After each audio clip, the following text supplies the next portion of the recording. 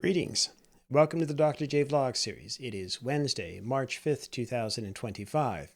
Apparently it was March 5th yesterday, according to my vlog series, but today for sure it's March 5th. And on Wednesdays, we look at emotional well-being and relationships. For a variety of reasons, I've long been interested in the most extreme forms of human suffering, mainly at the hands of other human beings. I'll explain that in another vlog another day. But in particular, I've studied the conditions and the coping mechanisms and the survival strategies of those who have been enslaved or imprisoned by other human beings. To that end, I've read countless books, and histories, and articles, both academic and autobiographical in nature, about those who have endured everything from the bondages of slavery to the Nazi concentration camps, to American POWs in Vietnam, to those who have had to endure solitary confinement in a variety of different contexts. And on the experiential side, I visited Auschwitz and Birkenau back in 2007, fulfilling a dream of setting foot on the very grounds where some of the world's greatest atrocities have occurred. I was inspired also to do this in part because decades earlier, I had met a child refugee of the Holocaust, a well-known academician by the name of David Gill, who just passed away a few years ago. And he almost convinced me to study with him at Brandeis University.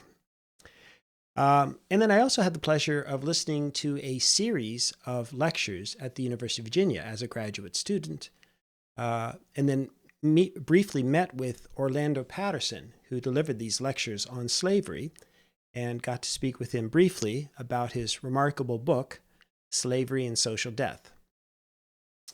So I've long tried to understand how people have managed to survive the most inhumane conditions and life experiences. What allows human beings to endure such unfathomable pain and cruelty? And what are the underlying sources of their strength and resiliency?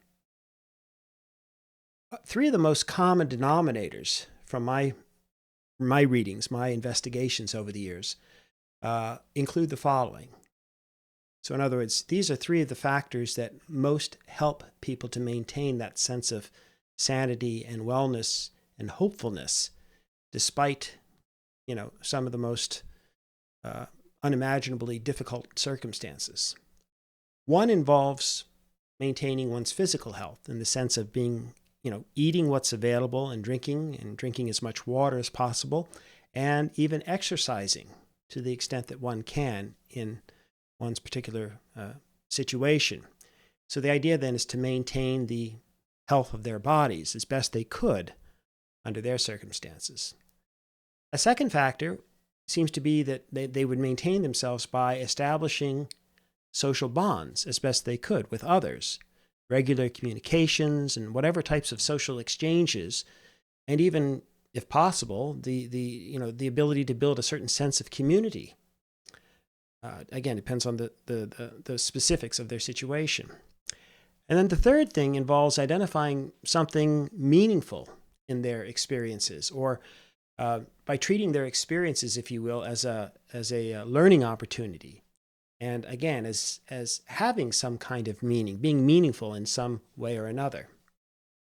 And there are other considerations as well, and I should probably do a whole vlog on the subject matter. But I mention these coping mechanisms because they represent some of the healthiest adaptations to the most extreme circumstances or conditions that people have confronted over the years, okay? But the real thread that weaves all of these, the common thread that weaves all of these ideas together, is distinguishing between what we can control as individuals and in terms of the immediacy of our environments, and to the extent that one can, releasing or letting go of control over that which clearly lies beyond our control. And that's the same core advice that the Buddhists provide, that Stoics talk about, that cognitive behavioral therapies address. In Even the Serenity Prayer, if you think about the Serenity Prayer that's been around now for a century and it's been, adopted by Alcoholics Anonymous. God grant me the serenity to accept the things I cannot change, the courage to change the things that I can, and the wisdom to know the difference. On Seinfeld, some of you may recall that George Costanza's father, Frank, adopted his own shortened version from a tape that he was listening to that instructed him to say, "Serenity now," whenever he felt himself bubbling up with anger and so forth, because he was trying to, control his health and his blood pressure. So I guess Serenity Now is the shortened version of the prayer. But again, in general, whatever our life circumstances and our daily encounters might involve, there's always a combination of both cognitive processing and our emotional responses, which can be difficult to disentangle at times. But in order to sustain emotional health and well-being, even under the most trying circumstances, we have to engage our minds and actively develop coping strategies. For example, many philosophical schools of thought and therapeutic modalities stress the importance of mindfulness and trying to remain centered, especially under duress or the immediacy of high-stress situations. That might include, for example, reminding oneself that you are in control of your emotions and not some external force. That doesn't mean eliminating emotions altogether or refusing to allow oneself to feel emotion. In fact, the evidence suggests that that's largely not possible and almost certainly not healthy. Rather, it's about living more self-consciously and being aware of how you're doing, what's happening in your life, and what you can control. So I cannot control, for example, if someone looks at me in a funny way, or cuts me off in traffic, or starts yelling at me in the context of an argument. Nor can I control if someone chooses to ignore me, or my neighbor doesn't say hello, or if my boss chooses to, look past what I'm doing or not acknowledge with praise the good work that I've been doing. Obviously, there's much more we cannot control as well, and we could allow ourselves to readily be upset by these external circumstances. Our favorite team loses or gets eliminated from the playoffs. Maybe that upsets us. Or our dear pet passes away. That almost certainly, right, is going to evoke strong emotions. A parent who was not there for us, or a parent who was alcoholic or abusive. These are things we can't control typically, right? Or our governments, or the corporate elites, or the billionaires who are doing things or enacting policies that actively hurt us, or our peoples, or our kind financially, or they undermine our safety and security, and so much more. So these are things at different levels to which we're connected that may lie almost entirely beyond our control. So, in effect, while most of us thankfully have never lived as slaves or in concentration camps, that doesn't mean that we haven't lived in troubled times, or perhaps haven't felt helpless in terms of the world's circumstances and the powers that be. So many people in a variety of different countries around the world are experiencing all kinds of economic and or cultural forms of oppression. It can be remarkably easy then to lose one's faith in humanity and to cave in to nihilism and hopelessness, or just give up, essentially. It's like reaching that point where we sort of think to ourselves, well, it's never going to get better. I'm never going to get out of jail. So what's the point? And we might just as well then turn out the light and say goodnight, metaphorically, or sometimes, unfortunately, quite literally. So my main message and point today is never give up. Not now, not in your darkest hour, not ever. Instead, if you haven't already, you should definitely start doing your emotional workouts regularly. reclaim your sense of control, at the very least, of who you are and who you'd like to be and what you'd like to do with your life. And indeed, perhaps most importantly, in the context of what I'm talking about, learning how to develop healthy strategies for coping with everything that's happening all around you. So here you are right now, perhaps sitting, listening to this vlog somewhere, or lying in bed, or maybe you're out for a walk and you've got your earbuds in, whatever the case may be. You are right now an energetic, living, breathing entity, a human being, and you matter. Your matter, the physical self of you, matters too, and your energy matters. You are an energetic entity who has the power then to direct that energy in countless ways and in countless directions. So let's remember too that at one level, all matter is energy or convertible into energy. Remember E equals mc squared? Maybe you never really fully understand that. But it's literally true from the standpoint of physics. In fact, I'll leave a link or two below if you've never really understood the equation, if you have an interest. Maybe, an excellent tutorial or two. But my point is that more generally then, without a sense of meaning in our lives, it becomes difficult to figure out where to direct that energy. You are a ball of potential energy waiting to be released. And you're not just potential energy, you're also actively releasing energy right now in several different forms. We can obviously see or experience ourselves physically moving. We are converting food and, we're metabolizing food and converting that into cellular energy. We are forming thoughts and turning that into some type of vocal energy through speaking or singing, for example, or perhaps through writing, and much more. So in short, you are mass, and you are light, and you are energy. And the key then to our emotional well-being involves harnessing that energy to positive effect. And that, my friends, has to start with ourselves first. Not because we're selfish. Think of it this way. It's sort of like the oxygen masks on the airplane. You have to put on yours first so that you can breathe properly. And then you can redirect your energies to helping others. Make sense? So my point here then is to simply suggest that whatever techniques, whatever strategies or belief systems you might have, the key is to be able to direct or redirect our energies into healthy, life-affirming ways.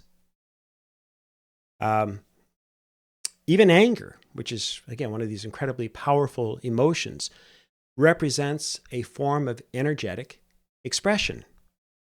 But it doesn't have to be, or always have to be, destructive. In fact, the key then involves both rethinking why we're angry and what it is that we find upsetting, and then converting that into higher and more productive forms of energy. We know that from a practical standpoint, from an experiential level, think of the different possible responses that you may have had when you've confronted something that's upsetting or some kind of anger-inducing situation. In what we call the heat of the moment, we might respond by kicking in a door or smashing something, or some other form of what we call releasing the anger, releasing the energy. But if we stopped to think about our choices, what would be a healthier way to redirect that energy that we're experiencing? I guarantee you, especially now or in any calmer moment, you can think of innumerable better choices than kicking in the door or using that fist or whatever the case may be. Different ways that you can handle things if you're willing to take the time, if you're willing to calm yourself down, if you're willing and able to train, or in many instances, retrain yourself to respond in healthier ways. There are many online courses and videos, as well as counseling services, that address the possibility of managing our emotions more effectively. And that's something that you should definitely look into, but especially if you're feeling overwhelmed, or you're feeling like your life is falling apart, or if you're seriously depressed, right? And in fact, if that's how you're feeling, please seek help immediately. That's the number one priority, I would argue, for you right now. But it's I like to think of it as sort of the metaphorical equivalence of at least going somewhere and finding somewhere to put on an oxygen mask to help you calm down, to help you breathe again, or more effectively. Okay? And so what I want to do then is end the vlog, or conclude the last third or whatever it is, by suggesting some of the healthier ways that you can convert your, what might be wasted or negative energy into something more positive in your life, in the lives of others, typically. So if you're feeling a generalized sense of anger or stress or anxiety, then you should definitely use or learn effective coping strategies, as I've just mentioned. But in addition, here's another way to think about the situation.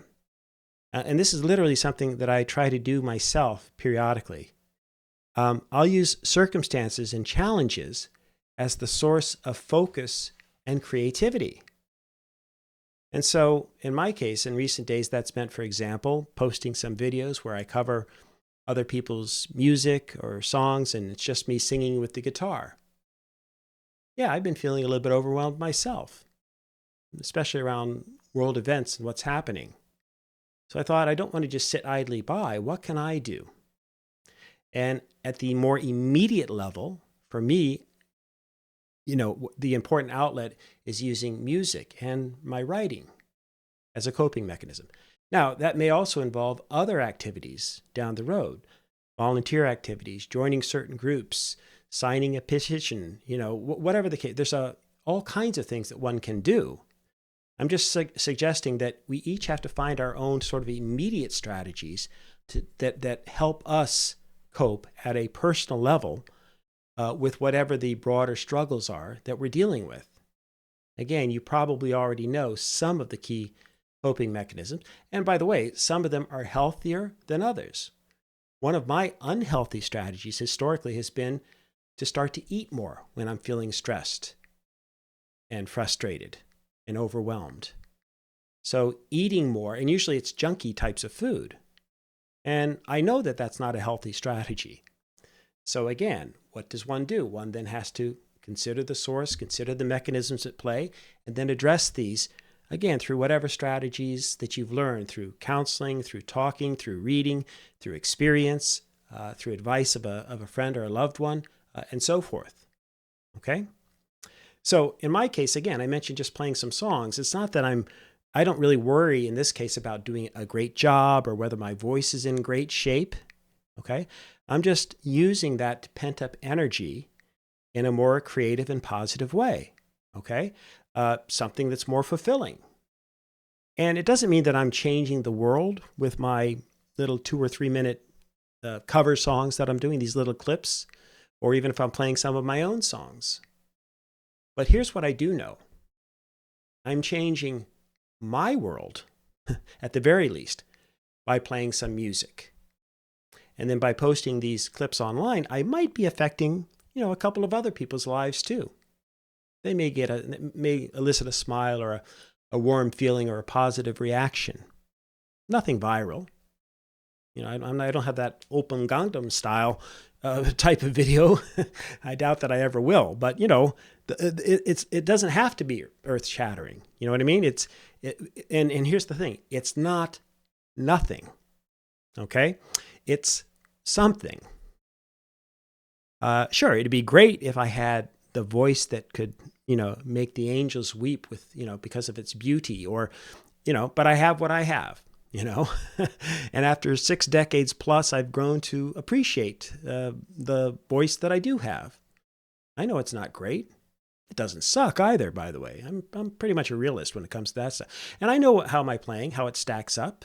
I know what a great guitarist sounds like. And I know what a really crappy one sounds like, too.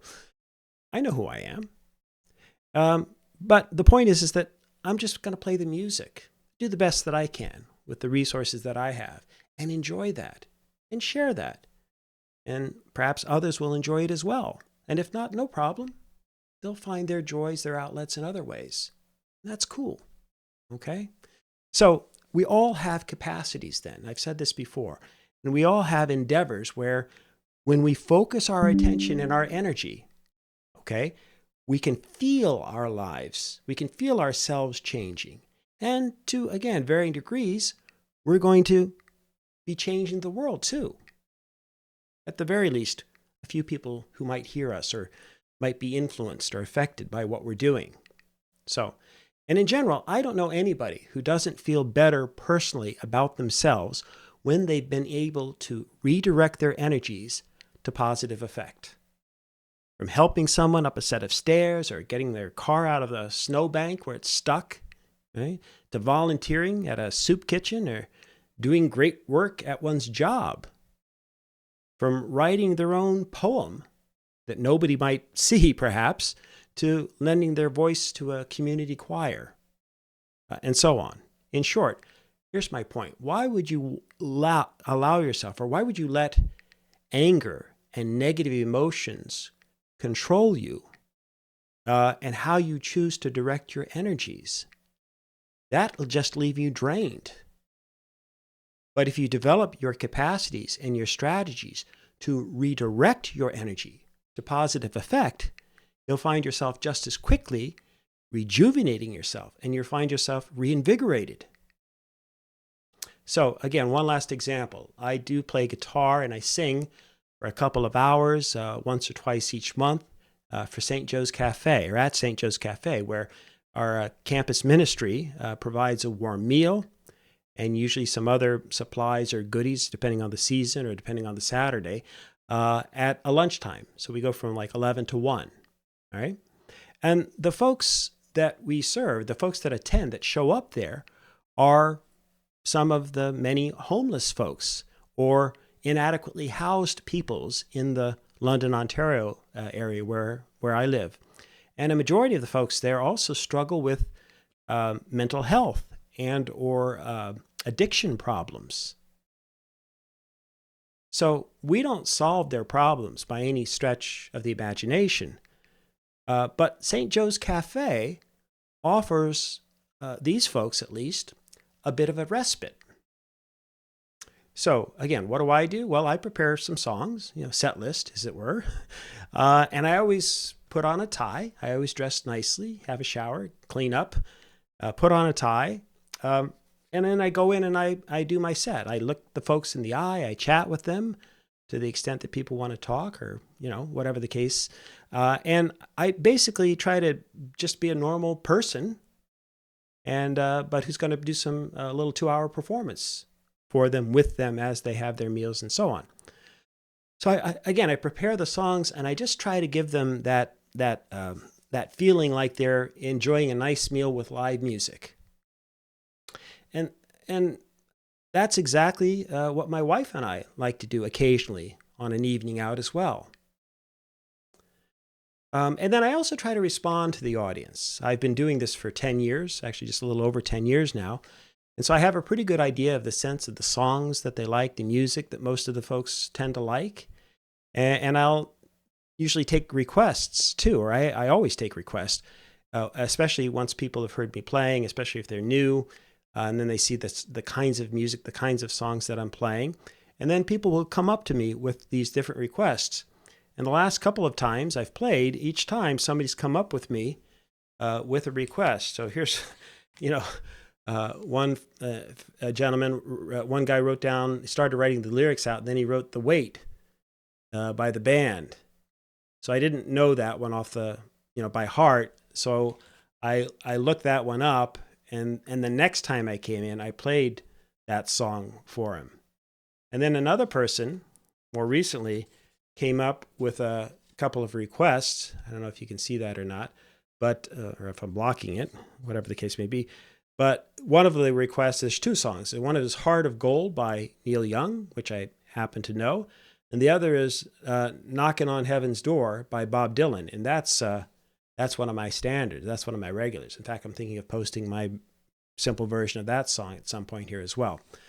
So anyway, this is great, and here's the bottom line: I can't change the world with my music, and I'm never going to be some kind of a musical icon or whatever. And I'm not going to change the world by just playing at St. Joe's Cafe. But I've changed my world. I should be thanking the homeless folks in the audience and all those folks who are struggling to cope with their mental health and addictions. They're, after all, gracious enough to allow me to play music for them and to try to entertain them, right? And they sometimes even have the nerve, in fact, it happens every time, a few folks will come up to me and they have the nerve to actually thank me for playing and singing and so on. And yet I feel like I should be thanking them. Does that make sense? So again, I don't have any illusions about what I do or any of us in any of our volunteer or other capacities. I just know that when we're doing these things, selfishly, we feel better. I feel better. They're always sort of hesitant. Oh, Joe, we're sorry to bug you. We had you come in last week. We need you again this week. And I always say yes. They're not bugging me. It's an honor. It's a privilege. I feel grateful. I feel a deep sense of gratitude that they're willing to allow me into their world. And I could share some music with them. And by the way, for some of the songs, and I kind of know which ones, you can get the whole crowd, the whole room singing along. Okay? Maybe I'll do that with you guys one of these days online. But yeah, it's pretty cool. Again, we haven't saved them, or I haven't saved them, and they haven't saved me, but we've had a positive effect on each other. And we've probably, again, in however minute ways we could measure it, we're probably changing each other's lives. And you never know, right? As they say, you never know for whom the light bulb's going to go on, or for whom that one act of kindness was just what they needed, Or maybe that brought them back just when they thought everything was lost. Then they decided, you know what, I'm going to go get some help. Okay, I think you understand the message here. I'm going to leave it at that for today. Much more to say about these issues, obviously. But thank you for joining me today and for listening to this vlog. And as ever, I want to ask you or continue to pray for you. And hopefully, may you continue to create peace in your lives and nurture love in your hearts. And give someone a hug today who's hurting or who needs some help. Again, you'll never regret being kind to people. All right, that's it today. We'll see you again soon.